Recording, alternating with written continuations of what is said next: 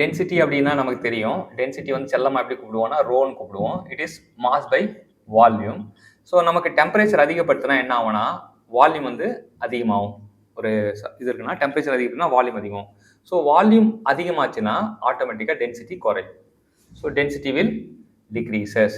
So temperature increases, density decreases அப்படின்னு புரிஞ்சுக்கலாம். இது எஃபெக்ட் ஆஃப் டெம்பரேச்சர் நம்ம தெரிஞ்சுக்கிறது. அடுத்தது ப்ரெஷர். ப்ரெஷர் அதிகப்படுத்தினா நம்ம என்ன ஆகும்னா, வால்யூம் கேஸ்க்கு பர்டிகுலராக பார்த்தீங்கன்னா ப்ரெஷர் அதிகப்படுத்தினா வால்யூம் வந்து கம்மியாகும். வால்யூம் கம்மியானா, ஸோ அகெயின் வந்து வால்யூம் கம்மியானா டென்சிட்டி இன்க்ரீஸ் ஆகும். ஸோ இது கேஸ் தான். லிக்விடுக்கு வந்து ஆல்மோஸ்ட் வந்து ப்ரெஷர் ஆஸ் நெக்லிஜிபிள் எஃபெக்ட். ஏன்னா இன்கம்ப்ரெசிபிள்னால ப்ரெஷர்னால நமக்கு எந்த மாற்றம் வராது லிக்விட்ல தெரிஞ்சுக்கலாம். ஸோ நம்ம என்ன தெரிஞ்சுக்கணும்னா, டென்சிட்டியில் டெம்பரேச்சர் அதிகப்படுத்தினா டென்சிட்டி வந்து குறையும். அதுக்கு காரணம் வந்து வால்யூம் வந்து இன்க்ரீஸ் ஆகும். டெம்பரேச்சர் அதிகமாகும், வெப்பப்படுத்தினால் பொருட்கள் விரிவடையும். அப்போ அதனால வால்யூம் அதிகமாகறதுனால டென்சிட்டி கம்மியாகுது.